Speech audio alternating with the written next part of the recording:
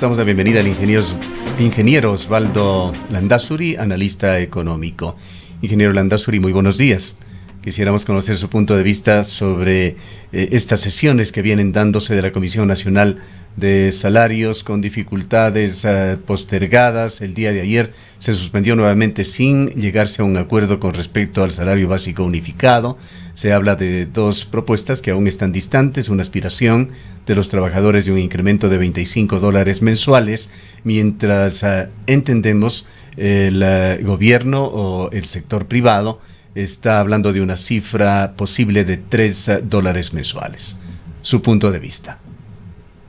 Buenos días, gracias por la invitación. A ver, yo creo que el tema del salario debe analizarse a la luz de aspectos técnicos hasta donde más se pueda. Yo sé bien que en los últimos años, en los últimos 10 años o más, se ha utilizado como una herramienta política, es decir, el salario ha sido motivo de captar votos, de captar adhesiones antes de entender aspectos centrales detrás de este tema. El primero es la productividad, el segundo es la inflación. Es decir, debemos entender como ecuatorianos qué tan productivos somos como trabajadores a la hora de entender si es que nuestro salario debe o no debe incrementarse. Segundo, la inflación, y si usted se fija en los últimos indicadores, se dará cuenta que la inflación ha estado en valores cercanos a cero, y eso en los últimos meses, dada la crisis mundial de contenedores, de logística, porque de lo contrario hubiéramos estado en valores negativos. El Ecuador mantuvo una deflación, un ajuste que vino por el lado de la economía real de una manera que era esperable. Es decir, si usted tiene un país que está dolarizado y que se niega a hacer ajustes en su economía, lo que usted tenía es claramente un ajuste por fuerza por el lado de la economía real. El primero era el salario y por lo tanto el empleo detrás, hemos visto cómo se aumenta el desempleo, y el segundo era entender cómo se va dando la liquidez en el país. Ese es otro ajuste que el país lo ha vivido en términos reales. Con esto dicho, pues lo lógico es que ahora enfrentamos un problema, los empresarios, analistas serios de este país, porque tenemos un ofrecimiento de campaña que lo hizo el presidente Lasso. Está allí le iba justamente a preguntar estas expectativas que generan las ofertas electorales. Dialogábamos hace muy pocos días con el señor de la Torre, me parece que es uno de los integrantes del sector privado de esta comisión de salarios, y hablábamos sobre esta propuesta del presidente Lasso. Él decía que la oferta del señor Lasso fue de incrementar a 500 o llegar hasta los $500 mensuales, pero hasta el fin de su gobierno, pero comprobamos que había varias piezas publicitarias de la campaña de Guillermo Lasso en donde ofrecía $500 de salario básico sin poner fechas ni condiciones. Sí, correcto, y es ahí donde los que, gracias a Dios, no estamos en política podemos ser objetivos, y entonces el tema ahí es que tenemos un problema importante con el candidato Lasso. Es decir, el candidato Lasso ofreció muchas cosas, entre ellas el salario, entre otras no ir al Fondo Monetario Internacional. Ustedes recordarán declaraciones de ese candidato que decía que el fondo es más caro de lo que parece, bueno, etcétera.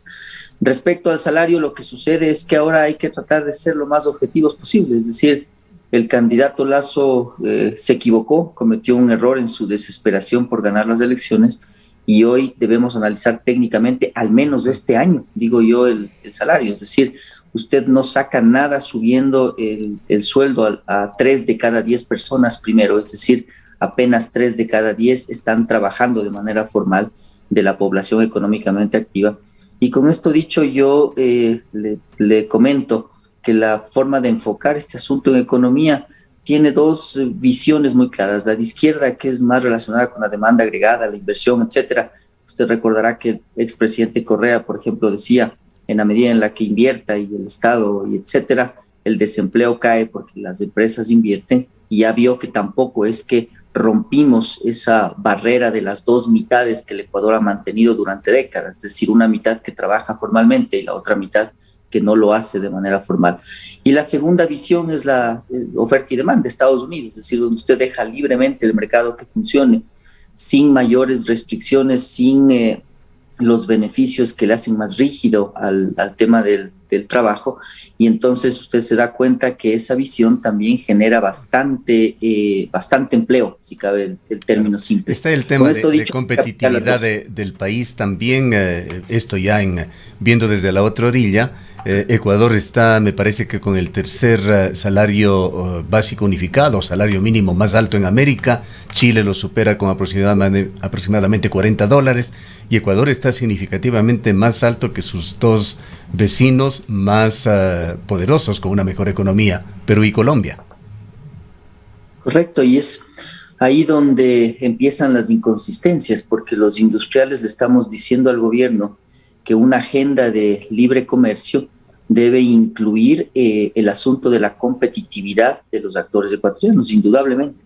Es decir, si usted analiza cómo vamos a competir con China, con Perú, con Colombia, con Corea, uno de los temas es el salario y su productividad, es decir, no podemos dejar ese tema de lado. Entonces ahí usted se da cuenta de que el gobierno está metiéndose en una situación que puede ser bastante delicada, y es que por tratar de gustar a todo mundo, muy probablemente las decisiones no son consistentes unas con otras. Es decir, si es que yo promuevo una agenda comercial que es necesaria, que es importante para el país, también es importante cuidar a la industria local, cuidar las actividades nacionales, y uno de los temas es el salario. Entonces, yo mucho me temo que en este punto terminará siendo una decisión otra vez política, y habrá que ver qué es lo que pasa con el presidente, porque a última instancia me parece que él es el que va a tener que decidir esto.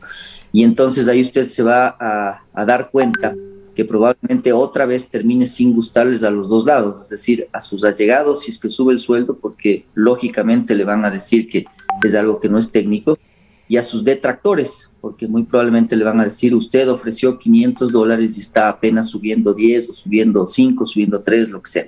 Entonces, yo creo que esto va a seguir minando la credibilidad de la palabra del presidente, que me parece que se ha venido a menos en estos últimos meses. Economista, muy buenos días.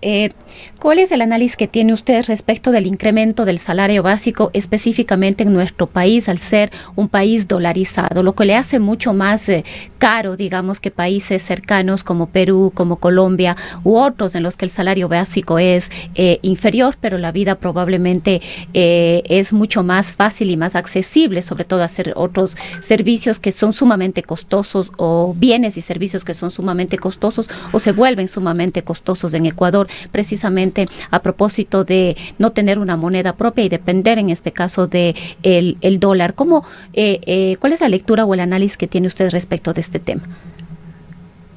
Creo que es importante, estimada amiga, que tratemos de analizarle lo más fríamente al tema de la dolarización y lo más técnicamente. Es decir, la dolarización es en última instancia un tipo de cambio, es decir, en economía se conoce que es el extremo del tipo de cambio fijo, y por supuesto lo que hace es rigidizar muchos aspectos de su economía. Por ejemplo, usted no tiene política monetaria, no puede emitir moneda, y tratando de ser lo más amigable para que nuestros radioescuchas y televidentes me sigan, lo que sucede es que usted tiene ahí una camisa de fuerza que es buena, en cambio, para sostener estabilidad en algunos indicadores económicos. Por ejemplo, el riesgo cambiario es algo que se elimina con la dolarización. Entonces, con esto dicho, el país no es caro porque está dolarizado, es caro porque fue mal manejado estando dolarizado. Es decir, no necesariamente el hecho de utilizar el dólar como una herramienta de transacción aquí en el Ecuador nos hace caros. Lo que sucede es que lo hicimos tan mal en los últimos años que nosotros apreciamos el tipo de cambio real, y hoy tenemos una apreciación de ese tipo de cambio en alrededor del 30%. Pues, ¿cómo pasa esto? Es la siguiente pregunta. Para hacerlo y graficarlo en términos muy simples, lo que sucede es que nosotros, por ejemplo, le superamos a Estados Unidos en inflación en casi 5 veces durante el periodo de tiempo desde el año 2008-2009 hasta el año 2014-2015. Es decir, nuestras inflaciones eran mucho más altas que las norteamericanas, que son las que emiten los dólares. Entonces, con eso, nuestros precios se iban haciendo cada vez más altos.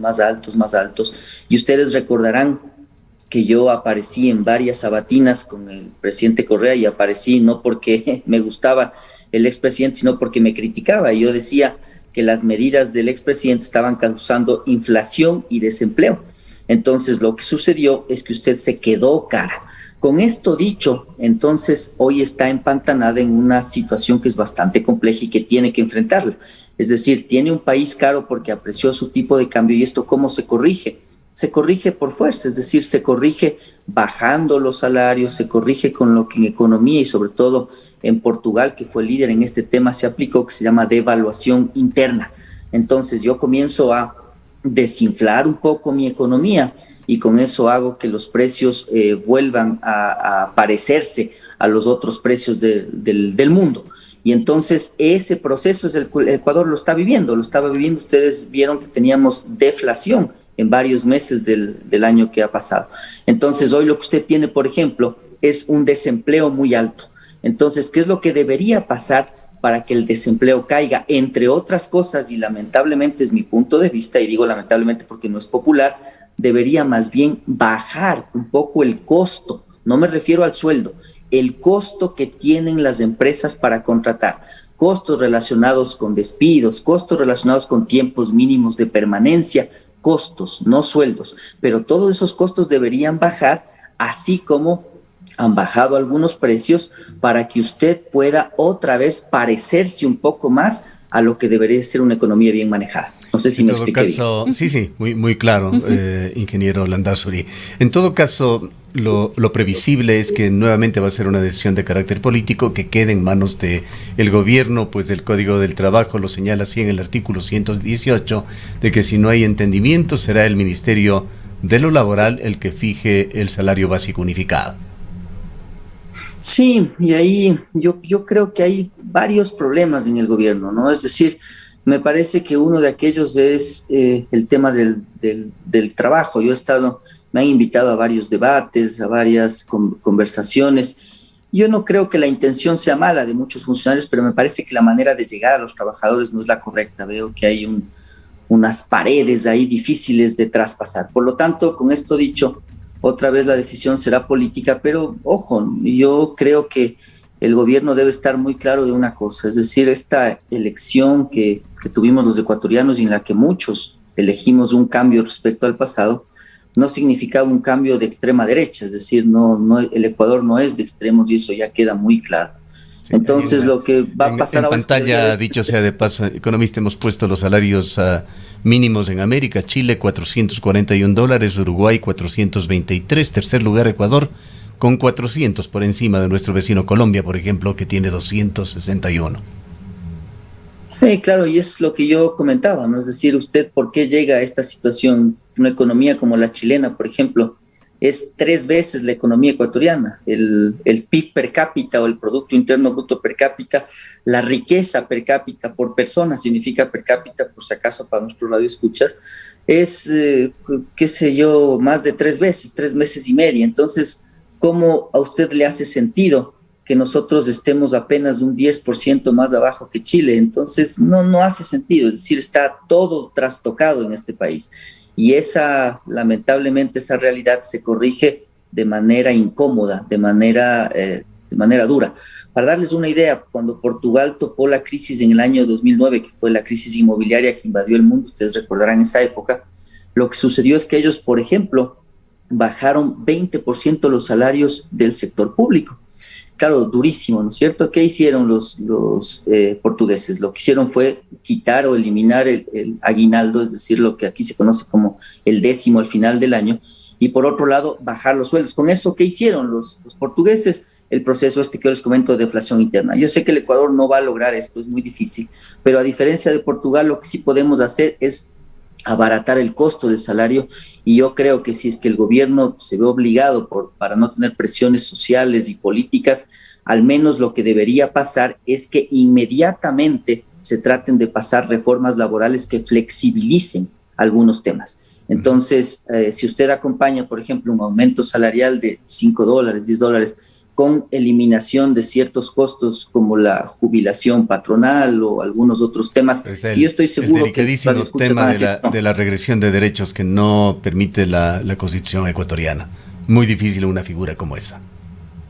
Sí, yo sé, pero mientras esto no se hable de manera frontal, directa y con la valentía que debe hacerse, pues usted va a seguir teniendo estos indicadores de desempleo tan agudos que tiene el país, es decir, es parte del problema. Entonces, en un punto vamos a tener que elegir como ecuatorianos si es que seguimos en esta misma práctica que está pauperizando el empleo de una manera radical, es decir, para mí no hay peor regresión que la no tener empleo. Bien. Entonces, si Muchas es que gracias. uno sigue con esto, pues no hay nada que hacer. Muchas gracias a ingeniero Landázuri, muy valiosa su opinión. El ingeniero Osvaldo Landázuri es analista económico.